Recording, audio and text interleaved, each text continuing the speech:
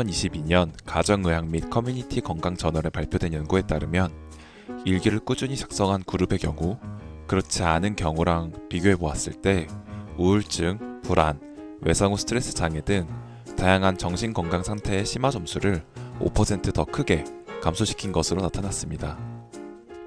이는 일기 작성을 통해 인지 처리 능력 증가, 감정의 수용, 그리고 반복적인 감정의 방출에 장점을 가질 수 있기 때문이라고 합니다. 안녕하세요. 존재함만으로 의미 있는 게이 리얼 라이프 게릴라의 운파입니다. 오늘 에피소드는 다른 편들과 다르게 운파인 저 혼자 진행을 해볼까 하는데요. 여태까지는 각 주제에 대해 여러 게스트분들과 생각을 공유해봤던 것과는 다르게요. 제가 과거에 썼던 일기들을 다시 한번 읽어보면서 그때 당시에 어떤 생각이었고 어떤 느낌이었는지 목소리로 저장하고 싶은 마음에 이와 같은 혼자 진행하는 에피소드를 녹음하게 되었습니다. 물론 어느 정도 각색이 들어가기는 하겠지만 저의 과거를 아니면 저의 생각을 청취자 여러분들께 공유하면서 다시 한번 정리하는 시간을 갖는 것도 재밌겠다라는 생각이 들었고, 또 청취자분들께서는 한 편의 소설을 귀로 듣는다고 생각하면서 이 에피소드를 소비해 주셨으면 좋겠습니다.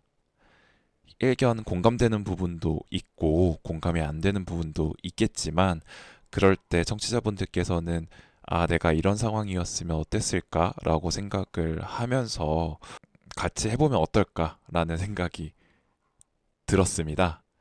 네, 그리고 약간은 우울할 수밖에 없다는 이야기 먼저 드리면서 미리 주의 부탁드립니다. 그래서 혹시 약간 나는 행복하고 싶다, 재밌는 이야기를 듣고 싶다 하면 이 에피소드는 과감하게 스킵하시는 것을 추천드립니다. 제가 아기 사자 아사님과 함께한 6화 게이와 우울, 게이와 행복편에서 이제 제가 우울을 대처하는 방법 중에 혼자만의 시간을 가지면서 어떤 감정인지, 무엇 때문에 내가 힘들어하는지 객관적으로 되돌아보는 시간을 가진다고 했었었는데요. 생각을 정리하는 방법으로 메모장에 내가 지금 느끼는 감정들이나 생각들을 쓰고, 그리고 그 글을 다시 한번 퇴고하고, 그리고 궁극적으로 쓰레기통이라고 명명한 폴더에 저장하는 것으로 그 과정들을 해오고 있었습니다. 그래서 사실상 지금 앞으로 공유해 드릴 일기들은 제가 정말 우울할 때 나의 생각을 정리하고 싶을 때 썼던 것들이기 때문에, 네, 제가 약간 나 좀 센치해지고 싶은데 할 때도 한 번씩 들여다보는 글들이거든요. 그래서 아무래도 저도 좀 다운될 수밖에 없지 않을까. 하지만 이런 것조차도 뭔가 목소리 기록으로 남기면 좋을 것 같아서 또 이렇게 내 팟캐스트를 준비해 보게 되었습니다. 그리고 이렇게 작성한 것들을 청취자분들께서 들었을 때 또 어떤 생각인지도 궁금하기도 하고요. 네, 그래서 시간 순서대로 제가 작성하는 것들을 한번 읽고 나서, 그리고 그 일기를 작성할 때 대략적인 상황이 어땠는지 그런 것들을 한번 이야기해보는 시간을 갖도록 하겠습니다. 네, 첫 번째, 쓰레기통이라고 명명 지은 폴더에 저장한 첫 번째 글이네요. 홍대 입구 할리스 커피 매장에서 선물 받은 기프티콘으로 아메리카노 R 사이즈 한 잔과 함께 앉아 노트북으로 글을 작성한다. 글을 써보라는 여우의 말을 듣고 방향이 정해졌다. 3일 전 방에 들어와 펑펑 울었던 게 허망하다. 꿈을 꾼다. 창문은 통로고 희망은 아편이다. 지난한 읽기 끝에 한 달 넘게 붙잡아온 내 심장을 쌀아의 마지막 장을 넘겼다. 자유를 꿈꾸지만 자유가 주어지는 순간 공포에 잠식당하는 모습은 나에게 닿아 있는 사실임에 책을 읽고 난 뒤 머리가 무거워졌다. 나는 무엇이 하고 싶고 이를 이루기 위한 행동은 무엇일까? 관계의 모순성에 숨막히고 있다.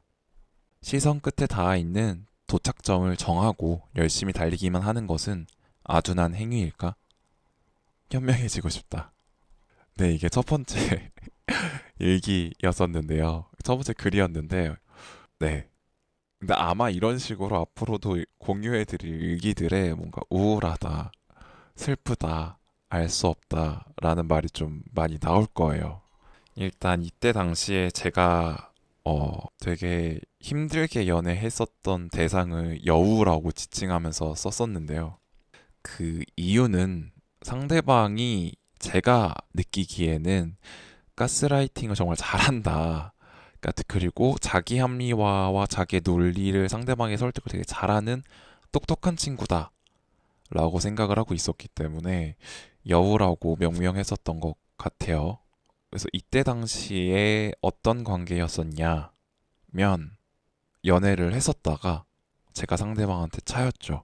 상대방한테 차이고 애매한 관계를 지냈어요. 그러니까 되게 톡식한 관계를 지냈어요. 저를 찾던 상대방 분께서는 본인이 외롭거나 본인이 심심할 때 저에게 아무렇지 않게 연락을 했었고, 사실 저는 그때 당시에는 계속 좋아하는 상태였기 때문에 그 부름에 응답할 수밖에 없었죠. 그래서 뭔가 우리는 연애하는 관계처럼 모든 것을 다 하는데, 그러니까 신체적인 접촉 빼고는요. 다 하는데 과연 어디를 향해 가고 있지? 나는 지금 어떤 상태인 거지? 라는 것에 되게 혼동을 많이 느끼고 있었어서 이런 식으로 글을 썼었습니다. 그래서 이때가 되게 엄청 우울할 때였었기 때문에 정말 책이나 글에 대한 니즈가 되게 많았었어요.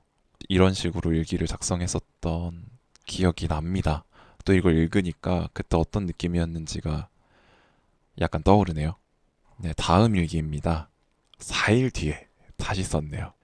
물고 늘어지는 시험을 준비하기 위해 타자를 두드린다. 어제 메모장을 켜고 싶었지만 그냥 힘들었다. 쓰고 싶었으나 쓰고 싶지 않았다는 말이 더 명확하겠다.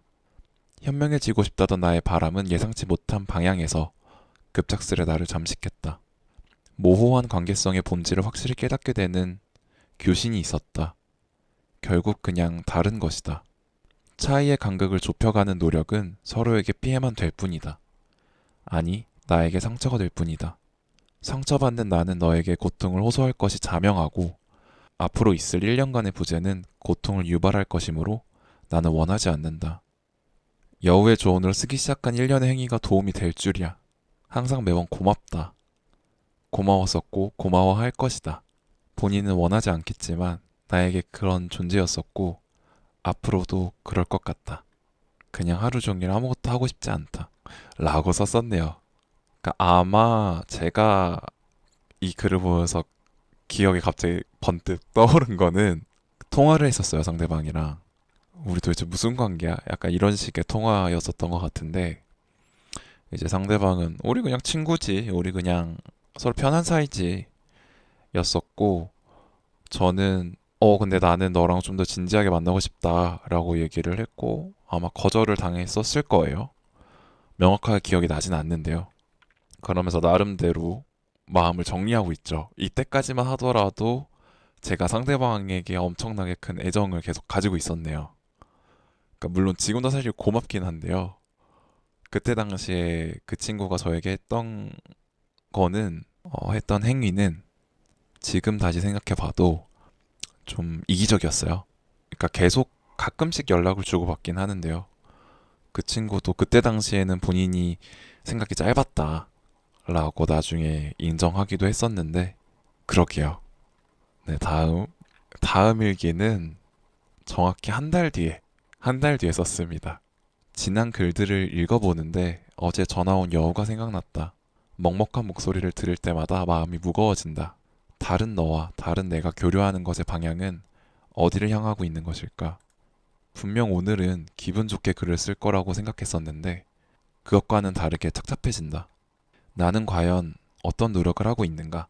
나를 나 자신으로 지키기 위해서 무엇을 채우고 있는지에 대해 고민하고 있다.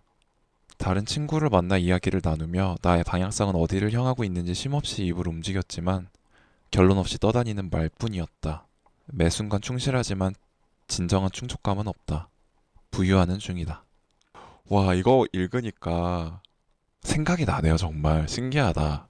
그래서 이때 아마 친구를 만나서 그냥 일반 친구를 만났을 거예요. 일반 친구 만나서 고등학교 동창을 만났는데 이제 너는 뭐 요새 어떻게 사냐? 나는 어떻게 살고 있다. 이러면서 상대방에게 커밍아웃을 안 했기 때문에 그냥 두루뭉술하게 얘기를 했었던 기억이 나네요.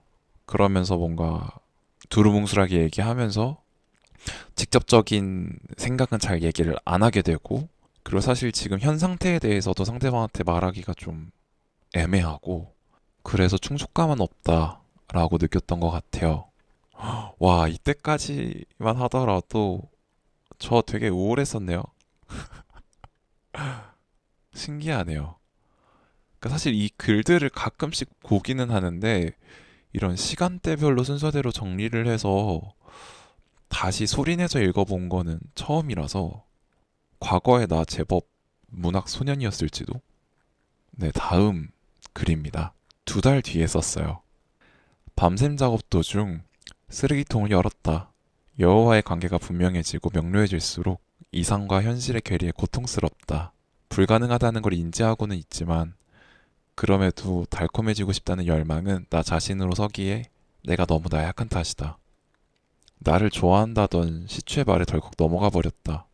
그리고 지금 그 실수의 화살이 끊임없이 손발을 찔러대고 있다. 가볍고 싶지만 무거울 수밖에 없는 현실 부정의 가림막이 눈을 덮고 있는 걸까? 일상의 공유만으론 관계의 충족성이 만족되는 것, 그리고 개인의 성장에 보다 집중하는 성향이라는 것은 긴밀한 관계를 형성하기에 적합하지 않다. 현재는 마이너스 이미 자명하다. 네. 저 이때 그러니까 마지막 일기 쓰고 그 사이에 다른 사람을 짧게 만났었어요. 그러니까 마음속에는 여우라는 친구를 계속 좋아하고 있었는데 이제 제가 알고 지내던 사람 중에 제가 좋다고 고백을 했던 분한테 그냥 어? 너 나 좋아? 그래 만나보자 약간 이런 느낌이었죠. 근데 상대방이 저에게 좀 더 긴밀한 연락이나 어떤 것을 요구했었어요. 맞아, 요구했었던 것 같아요.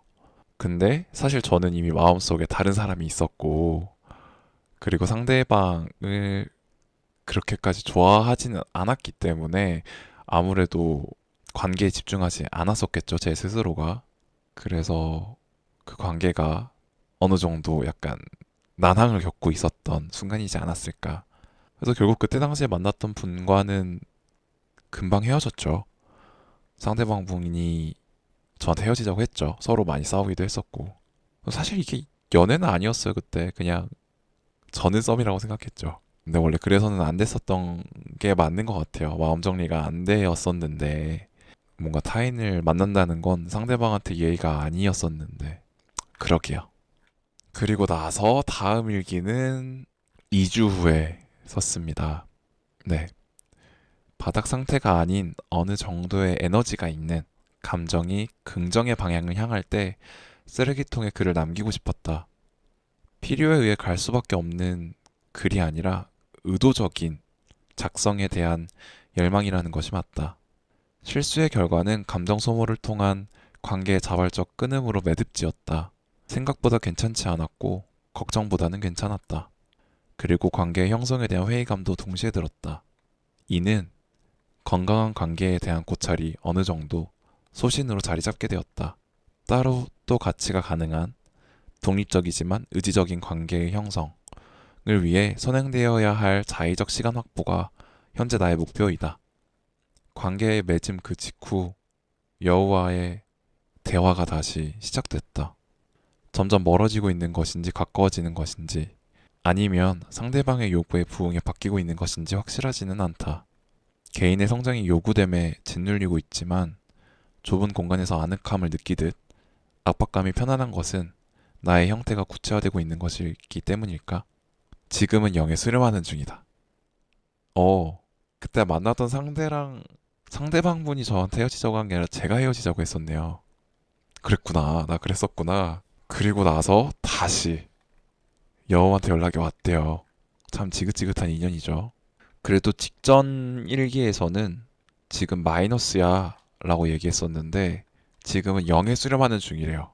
뭔가 회복되고 있었나 봐요. 시간이 지나면서. 그리고 이때 뭔가 제 스스로 관계에 대한 생각을 진짜 많이 했었던 것 같아요. 그러니까 친구와의 관계가 아니라 애인과 나는 어떤 관계를 형성해야 될까? 그러니까 결국 타인에게 너무 의지하면 안 되고 나 스스로 독립적으로 잘 살 수 있을 때 곁을 함께 할 수 있는 사람을 찾아야겠다라는 생각이 좀 들었었던 것 같네요.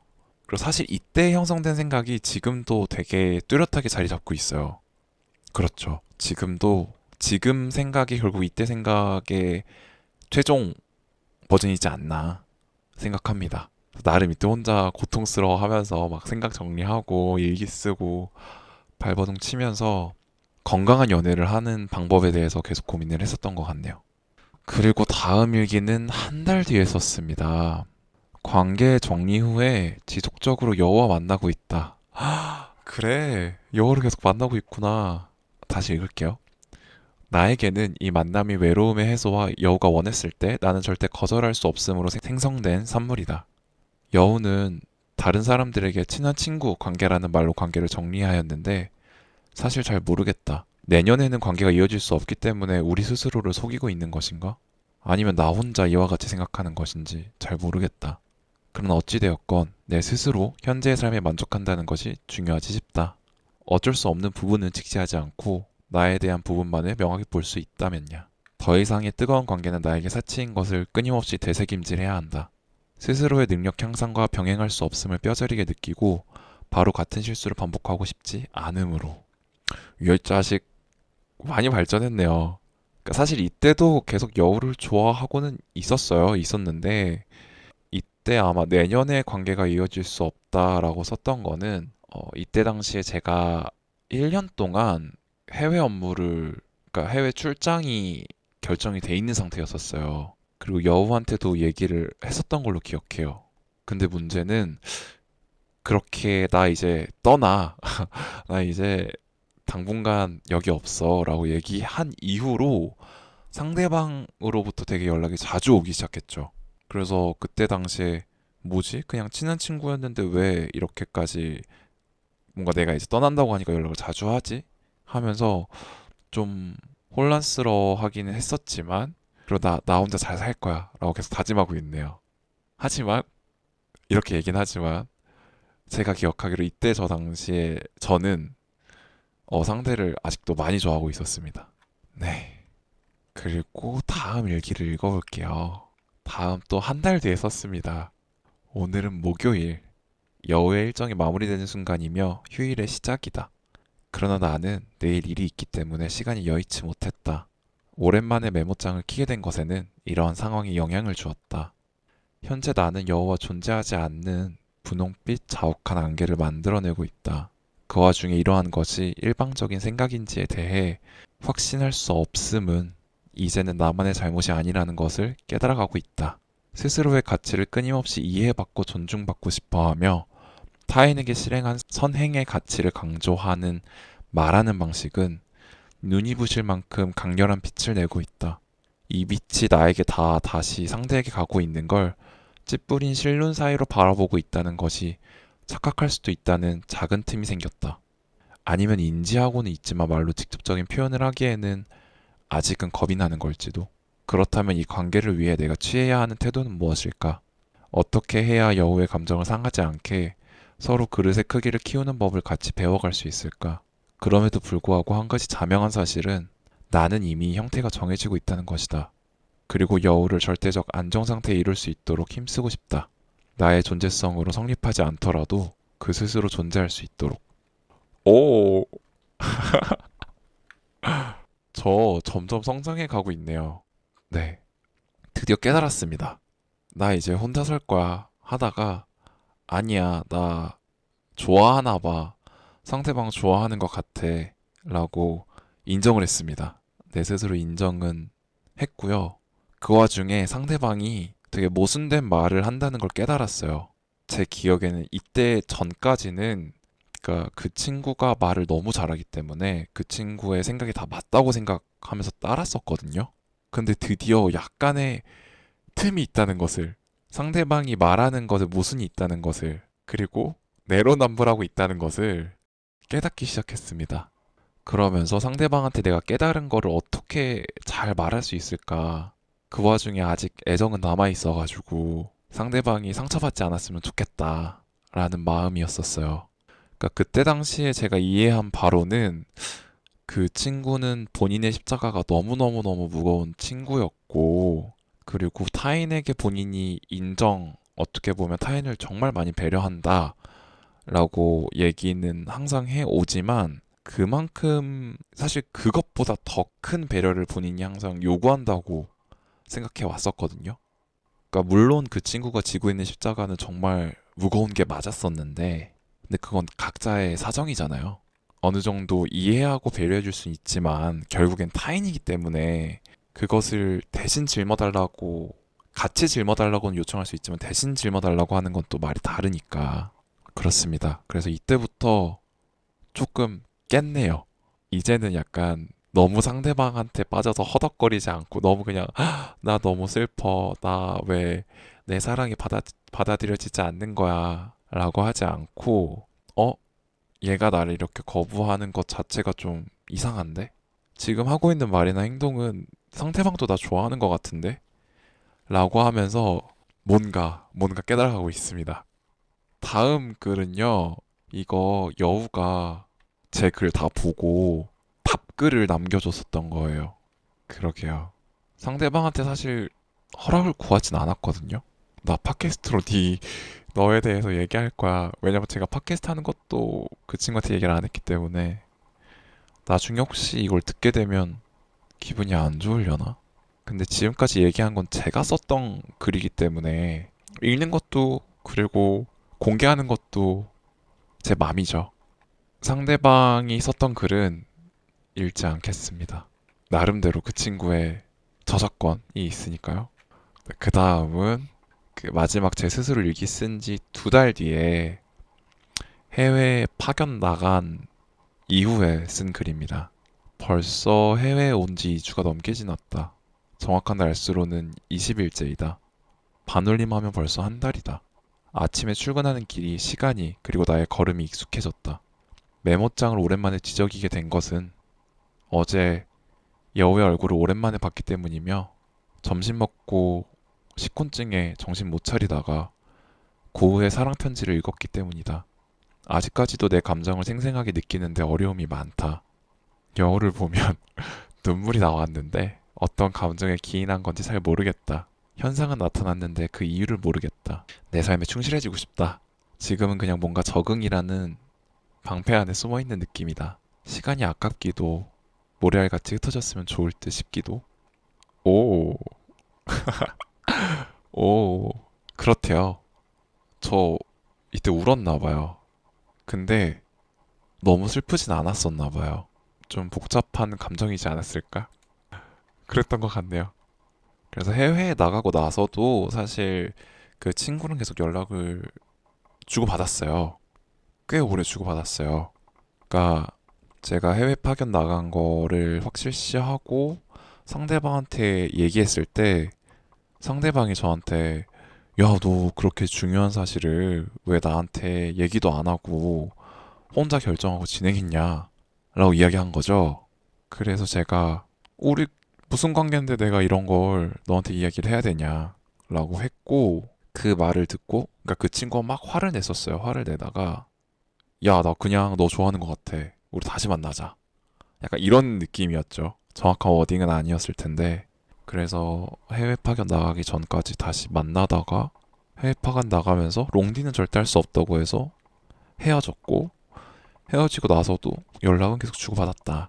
근데 이때 좀 그러니까 거리가 멀어지면서 직접적으로 얼굴 볼 일이 좀 줄어들고 하면서 슬프긴 하지만 뭔가 감정 정리가 좀 되는 느낌이었어요.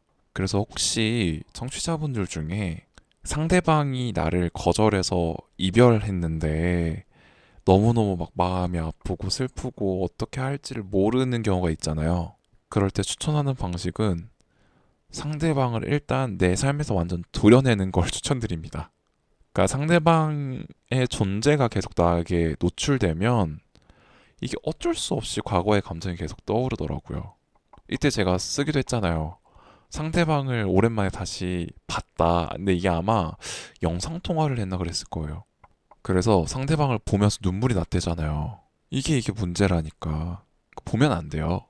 그래서 완전히 내 삶에서 좀 도려내야 돼요. 내가 어느 정도 일상생활을 나 혼자 잘 영위할 수 있을 때, 내가 감정적으로 좀 충만해졌을 때, 그때 전 애인을 다시 돌아보면 좀 낫습니다. 좀 덜 슬퍼요. 제 경험은 그랬어요. 네, 다음입니다.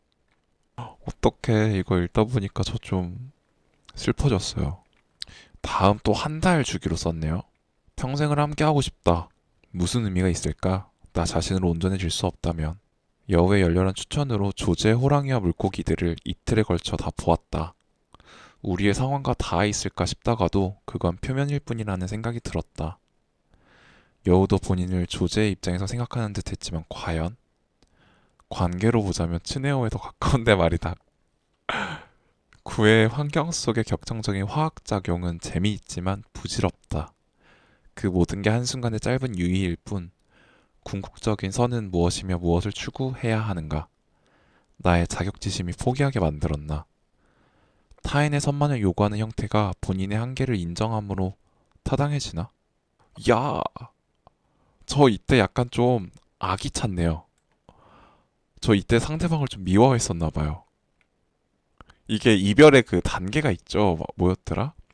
부정, 수용, 우울, 그다음 극복이었나? 구체적으로 기억이 안 나는데, 저 이때 약간 상대를 부정했네요. 청취자분들께서 혹시 조제 호랑이와 물고기들이라는 영화 혹시 보신 분 계신가요? 혹시 못 보셨다면 꼭 보시는 걸 추천드립니다. 이게 일본 영화인데요. 되게 사랑에 대한 감정이 무엇일까라는 거를 감성적으로 되게 예쁘고 아름답게 하지만 좀 현실적으로 좀 우울하게 표현했어요. 약간의 스포 아닌 스포로 조제는 장애가 있는 여자 주인공이었고요. 상대방 남자 주인공을 일방적으로 되게 사랑합니다. 근데 이제 츠네오라는 남자 주인공이 있는데요. 이 친구가 처음에 조제를 꼬셔요. 그리고 네, 나쁜 짓을 합니다. 이거는 스포이기 때문에 뭐 어느 정도 다 눈치채셨겠지만 구체적으로 언급은 안 할게요. 근데 상대방 여우라는 친구를 츠네오로 비유했네요. 그러면서 너 왜 나한테만 잘하라 그래? 너 본인의 한계 인정하는 건 인정하는 건데 그걸로 나한테 요구하는 게 맞아? 막 이러면서 뭔가 살짝 분노에 찬 느낌도 있는데요. 그리고 와, 또 한 달 뒤에 썼습니다. 아, 이때 코로나가 심할 때였네요. 코로나 사태로 밖에 잘 나가지 못하지만 그 나름의 장점이 있다. 여우에게 애인이 생겼다. 하면서 키역 흑을 엄청 많이 썼어요. 나한테 연락할 때 현 애인이라 칭하는 그 호칭 속에 담겨있는 의도가 왜인지 너무 분명해 재밌다. 아마 본인도 인지하고 있지만 직시하고 싶지 않은 거겠지. 아니면 평소에 해오던 것처럼 습관적 가스라이팅이거나. 와, 악에 찼어요, 악에 찼어요. 이제는 의도가 눈에 분명히 보여지지만 어쩔 수 없다고 생각이 든 적이 한두 번이 아니다. 나는 왜 상대에게서 눈을 돌릴 수 없는 걸까? 객관적으로 보면, 아니, 나의 입장에서만 본다면, 그리고 손해 득실만을 따진다면, 절대적으로 나에게 좋지 않다. 그럼에도 불구하고, 날선 말에 대한 의견 표명과 서로에 대한 사과가 이어졌다. 구워진 마시멜로의 시간이었다. 뱉어내듯 불쾌하게 연애도 잘하고 있다는 말을 한 것이 작은 웃음을 이끌어냈다. 어느 누구보다 감정 정리를 잘한다고 자신했음에도 감정을 뱉어내듯 표현한다는 것에서 오는 괴리가 오랜만에 뜬금없는 상황에 눈물이 나와서 당황했지만 그럼에도 불구하고 감정의 배설의 필요성을 인지했고 이제는 시원하다. 결국 흘러가겠지. 강해졌다. 대견하다. 과거에다. 그때 상황을 좀 설명을 해보자면 그 친구랑 계속 제가 해외 파견 나가고서도 연락을 주고받다가 그 친구가 나 지금 애인 생겼어. 앞으로 연락 그만했으면 좋겠다. 약간 연락 좀 줄이자. 이런 식으로 얘기를 했었던 것 같아요.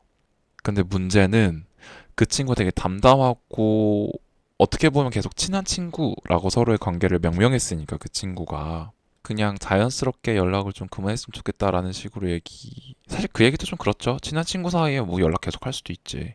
그런데 그 친구가 나 연애 잘하고 있어 라는 식으로 좀 공격적인 어조로 얘기했었던 기억이 나요. 그래서 연애 한다니 잘한다 축하한다 라는 식으로 얘기를 했었고, 그러면서 왜 나한테 그렇게 공격적으로 말하냐 라고 상대방한테 되물었던 기억이 납니다. 그래서 날선 말에 대한 의견 표명과 서로에 대한 사과가 이어졌다 라고 하는 게 그거에 대한 묘사였던 것 같아요. 그러면서 약간 웃었어요, 제가. 그니까 상대가 우리 여태까지 지금 우리가 이어져 왔던 관계가 친한 친구라는 관계로 명명했지만, 그럼에도 불구하고 그 스스로 친한 친구 그 이상으로 생각했었던 게 느껴졌었을 거예요. 왜냐면 나 지금 이제 애인 생겼으니까 너랑 연락하는 거 좀 불편해 라고 하는 것 자체가 이미 친구 그 이상이라는 것을 인정하는 거잖아요. 그래서 이때 아마 나의 일방적인 사랑이 아니었다. 나의 일방적인 연애가 아니었구나. 라고 확인하면서 나름 기분이 좋았었네요. 하지만 상대방한테, 내가 좋아하는 상대한테 애인이 생겼대. 나랑 연락하고 싶지 않대. 해서 울었대요. 근데 울고 나서 시원했대요. 그 전에는 아마 울어도 시원하진 않았을 거야. 왜냐면 만족스럽지 않았거든. 하지만 관계가 완전히 정리되고 어쩌겠어 받아들여야지 라고 생각을 하면서 결국 흘러가겠지 라는 어떤 긍정적인 암시를 남겼네요. 멋있다. 다음 글이 쓰레기통 글은 여기가 끝이고요. 다음 글은 1년 뒤입니다. 1년 뒤에요. 오랜만에 일기를 쓰고 싶다는 생각이 들어서 나를 저장하고 싶은 욕구를 충족시키고자 다시 열었다. 쓰레기통에 배설했던 과거의 글들을 하나씩 읽어보았는데 과거의 나는 역시나 절절했다. 지금의 나를 반추하게 된다. 관계에 있어 더 성숙해진 걸까? 아니면 그저 익숙해진 걸까? 나와 나의 주변 사람들에게 나는 양의 방향일까? 확실한 건 오만해졌다. 깝치지 말자. 깝치지 말재요. 저 뭔가 좀 오만했었나 봐요, 이때. 뭔가 잘 나갔나? 이때 뭐 했지? 기억이 잘 안 나는데. 그러게요. 저 이때 누군가를 만나고 있었던 것 같아요. 저 보더콜리라는 명명을 한 사람이 있네요. 누구지? 모르겠어요. 아마 다음 글을 읽다 보면 또 기억나지 않을까? 다음은 또 한 달 뒤에 썼습니다. 그러니까 1년 뒤에 쓰고 다시 또 한 달 주기로 글을 쓰네요. 제가 한 달 주기로 글을 쓰고 싶어지나 봐요. 좋아요. 읽을게요. 지금의 나를 기록해야겠다는 다짐을 먹기가 무색하게 현생에 치여 산다는 알량한 면죄부로 기록을 등한시했었다. 잠깐의 여유가 생겨 나갔다 온 저녁 약속 이후 더 이상의 핑계는 안 된다는 생각에 자기 전 키보드를 두드린다. 사람들을 만나고 오면 일이나 취미에 대한 공통사를 꾸준히 공유해 오던 사이가 아닌 오랜만에 만난 지인들과의 시간 후에 나를 반성하는 순간이 찾아오곤 한다. 오롯이 나라는 존재로 그들과 교류하고 상대방에 대한 나의 관심도 그의 표면적인 시간의 흐름들에 대한 것이었으므로 현재의 나는 감정적으로 안정적이다. 고여있다가 썩는 것 같다는 생각이 들 정도로 안정에 대한 거부감이 든다.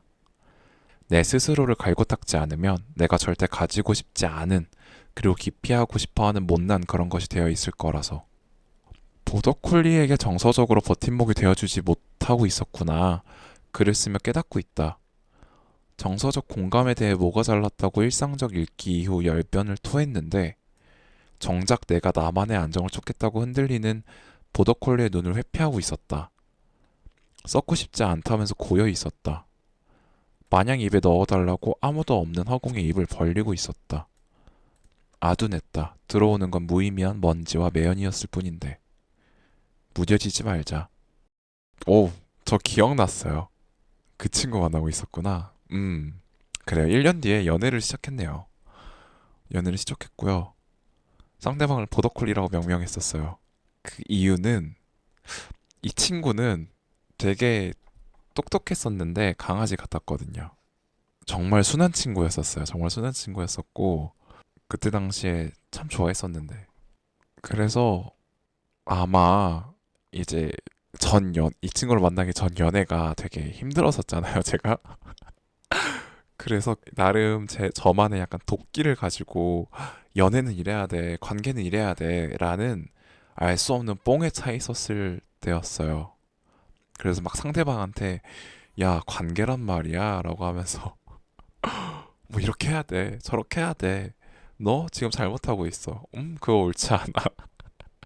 라고 막 고나리를 했었던 기억이 있습니다. 근데 그때 만났던 친구는 또 착해가지고 그걸 또 다 들어주고 있었어. 뭐 결국에는 뭐 그 끝이 좋진 않았는데요. 근데 또 이렇게 또 스스로 글을 쓰면서 자기 반성도 하네요. 무뎌지지 말재요. 내가 상대방의 눈을 회피하고 있었대요.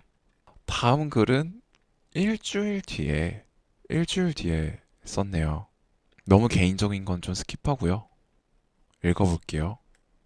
평상시에 일을 할 때 모든 순간의 공통점은 주어진 일을 기계적으로 채워나가야 한다는 것이다. 절대적 완성도가 정해져 있고 이를 얼마나 채울 수 있는지의 차이, 그 성취의 한계가 정해져 있는 그런 것. 이와는 다르게 그 성취의 한계가 정해지지 않은 당분간 진척해 나가야 할 일은 언제나 계획을 세울 때 그리고 돌입하기 직전이 가장 흥분되고 기분이 좋아진다. 그 방법과 이후 따라올 성취를 상상하는 것은 언제나 달콤함으로 상상하지 않았던 실패와 반복적인 학습의 굴레에 빠져 의자에 앉아있기 힘들어지는 순간이 오지 않는 한 그 달콤함은 지속될 것이다. 취미와 앞으로 나아가야 할 삶의 태도에 대해서 쓰려고 시작한 글이 근황을 정리하다 보니 앞으로 당장 해야 할 일에 대한 기대와 즐거움에 대한 이야기로 점철되는 것. 그리고 글을 작성함으로써 현실을 직시하게 되는 신경의 변화를 관조하는 건 꽤 의미 있는 행위이다. 오늘 같은 기분이, 상태가, 관계가 앞으로 지속되길. 야, 저 행복했네요. 이때는 뭔가 그 죄의적인 성향이 엄청나게 발현되면서 막 계획을 열심히 막 세우고 있었었나 봐요. 그리고 그것들을 앞으로 해낼 수 있다는 뭔가 자신감에 차 있었던 것 같네요. 그리고 무엇보다 연애가 되게 안정적이래요. 과거에 나야 그 안정적인 연애 금방 끝나. 그랬어요. 다음 글은요. 3달 뒤에 썼습니다. 다시 내 스스로에게 집중할 수 있는 상태가 된 지는 어느덧 거의 1달 차. 혼자로 온전히 걸어나가는 것이 왜 이토록 힘들어졌을까? 내 스스로의 모습에 온전히 집중하지 못하는 것은 언제부터였을까? 남을 탓하기에는 내가 너무 나태하기에 그것 또한 온전치 못하다. 외형적으로는 만족감이 높아져만 가는데 내면에 대한 만족감은 곤두박질 치고 있다. 중요한 것은 내면의 불안정성을 제대로 인지하지도 못하고 있는 현 상황이려나? 어렴풋이 인지하고 불안에 떨고 있는 자아일 수도. 그저 그렇다. 그래, 헤어진다니까. 헤어지고 1달 뒤에 썼대요. 그 전 글에서 4달 뒤에 썼거든요. 근데 나에게 다시 집중할 수 있는 상태가 된 지 어느덧 거의 1달 차라고 하니까 그 전 글 쓰고 3달 뒤에 헤어졌나 봐요. 그리고 제가 기억하기로 이때 제가 운동을 진짜 열심히 했어요. 운동을 진짜 열심히 해서 외형적으로 만족감은 높아졌대요. 근데 내면에 대한 만족감은 곤두박치고 있다? 당연하지. 헤어졌으니까 슬프겠지. 그 보더콜리라는 친구랑 헤어졌을 때 제가 잘못해서 헤어졌거든요. 그래서 좀 더 약간 자기 반성이 되게 많았었어요. 그 말실수를 했는데 그거에 대해서 사과하는 타이밍을 놓쳤죠. 네. 지금 저의 상태라면 되게 온전히 잘 사과하고 관계가 다시 회복될 수도 있었을 텐데 그때는 좀 멍청했어요.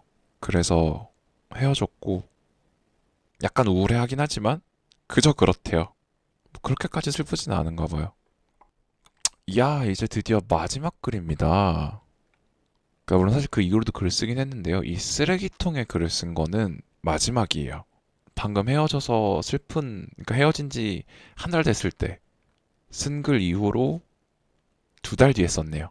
돌아왔다. 글이 생각나는 상태가. 야, 씨, 우울한데 어제 스키찬 안녕을 받았다. 엥? 보통은 내가 에너지를 쓰거나 상대가 쓰는 에너지가 부질없다고 느끼는 경우가 일반적이었다. 나에게는. 상대의 에너지가 안타깝고 그 흐름이 어떻게 흘러가고 있는지 비슷한 울림을 준다 생각하지만 그 크기와 방향성을 알 수 없는 경우는 낯설었다. 이제는 익숙해질 법도 하건만 무엇을 기대하고 있었는지. 사실 알고 있지만 모른다고 하는 게 안정적이다. 인지에서 오는 자연스러운 사고의 흐름은 분명히 필요하지만 구체화하기에 의식적인 노력이 필요하므로. 그럼에도 필요하다. 나의 안녕을 위해. 민감한 감수성을 지닌 존재이기에 그리고 연락의 창구가 대부분 닫혀 있었을 것이기에 나의 짜증이 단절로 느껴졌으려나? 지켜보았다라는 말은 결국 그런 감정의 상태에 흐름을 관조하고 방어막을 세우기 위한 준비였으려나? 시간을 경험하는 의도와 인지의 차이에 의한 딱 차이일 거라 생각했었는데 아닐 수도 있다는 생각이 든다. 학습된 슬픔인지, 학습된 무뎌짐인지, 그것도 아니면 삶의 농도가 옅어져서인지, 뚜렷한 본인의 색채를 표현하지 못하던 그런 모험함에 물든 것은 아닌지 구체화가 되지 않는다. 신기하네. 답답하다. 내가 원하는 것은 무엇인지 다시 한번 구체화가 필요하다. 뭐 이렇게 어렵게 썼대? 어떤 상황이었는지 구체적으로 기억이 잘 나지는 않는데요. 아니다. 아, 이거 아직 보더콜리에 대한 내용이에요.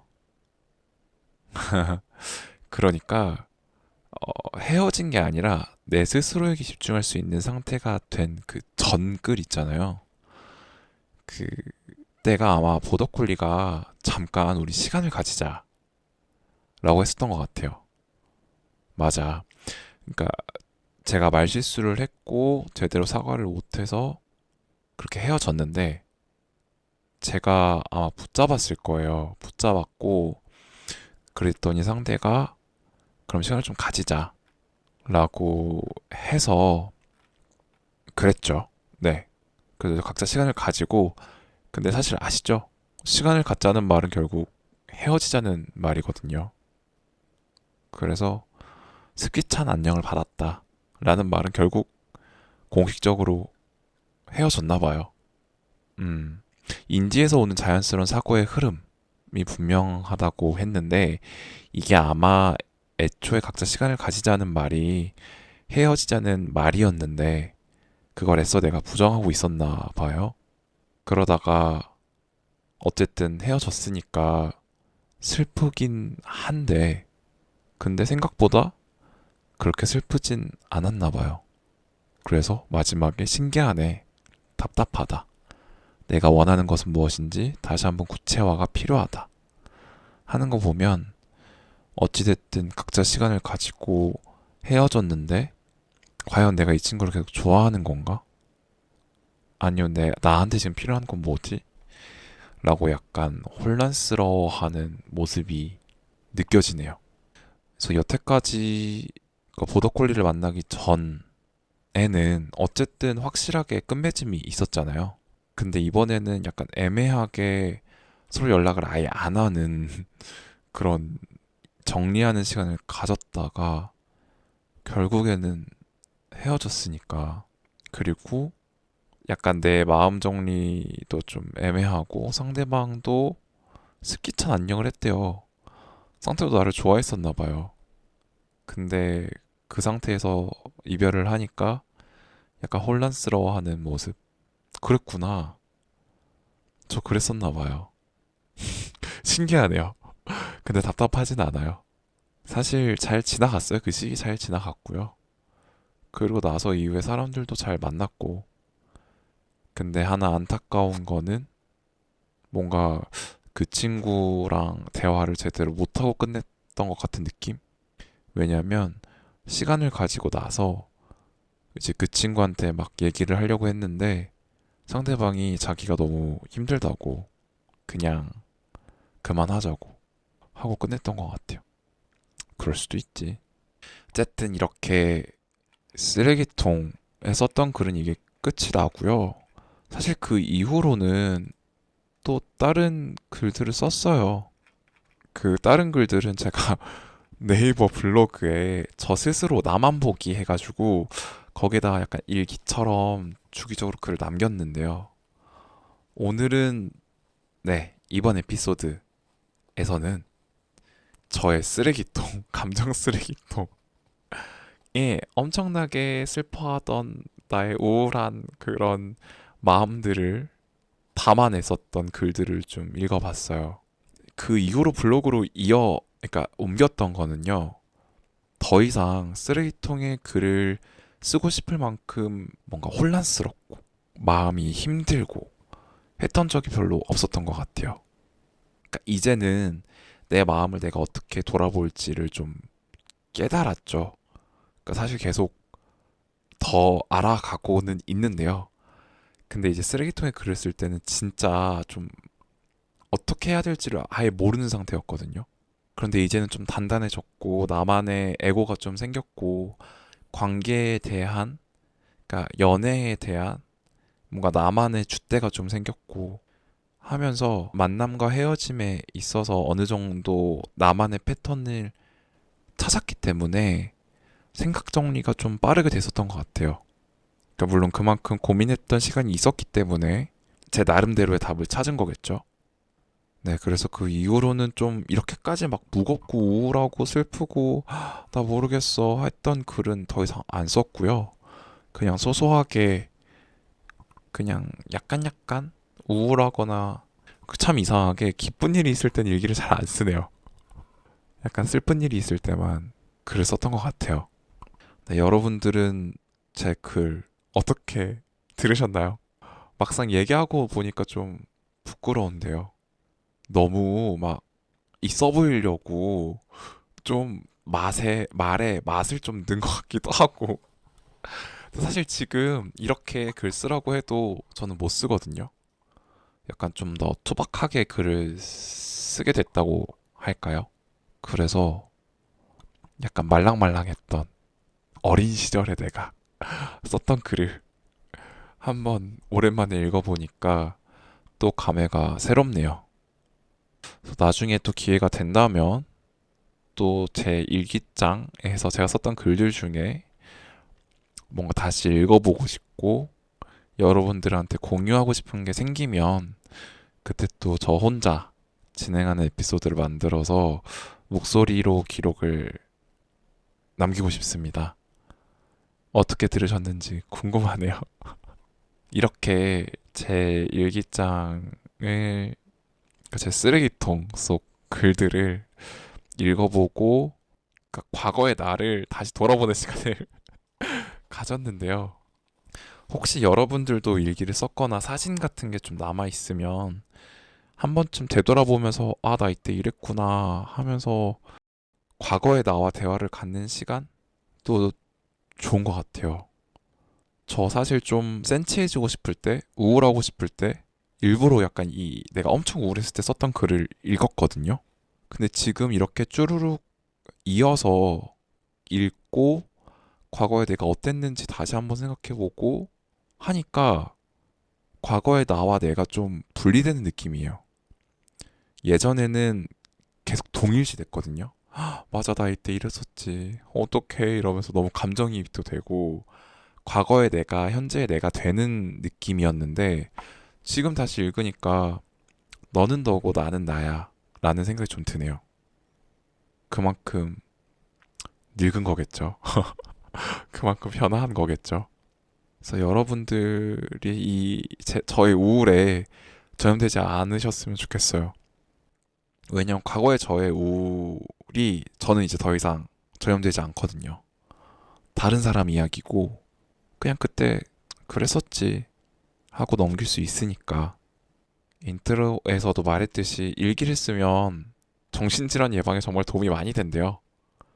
그래서 여러분들도 너무너무 귀찮겠지만 저처럼 이렇게 뭐 컴퓨터나 아니면 핸드폰으로 짧게 짧게 오늘 뭘 느꼈는지, 오늘 뭘 했는지, 뭐가 인상적이었는지, 뭐 아니면 뭐 감사일기라고 하죠. 나에게 오늘 감사한 게 무엇인지라고 되새겨 보면 좀 더 덜 우울한 보통의 하루를 이어갈 수 있지 않을까요? 네, 이렇게 또 오늘의 에피소드는 마무리를 지어보려고 합니다. 그래서 여러분들이 썼던 과거의 글들도 한번 댓글로 저에게 공유해 주시면 너무 좋을 것 같아요. 여러분들 서로서로 글 공유하면 재밌잖아요. 다른 사람의 생각을 읽는 건 언제나 재밌으니까. 약간 관음하는 느낌도 들고요. 네, 그렇습니다. 그러면 지금까지 존재함만으로 의미 있는 게이 리얼 라이프 게릴라의 움퍼였고요. 저는 또 다음 주 일요일에서 월요일 넘어가는 자정 월요일에 새로운 에피소드, 새로운 게스트 분과 함께 찾아오도록 하겠습니다. 오늘도 함께 시간 보내주셔서 정말 감사합니다. 안녕.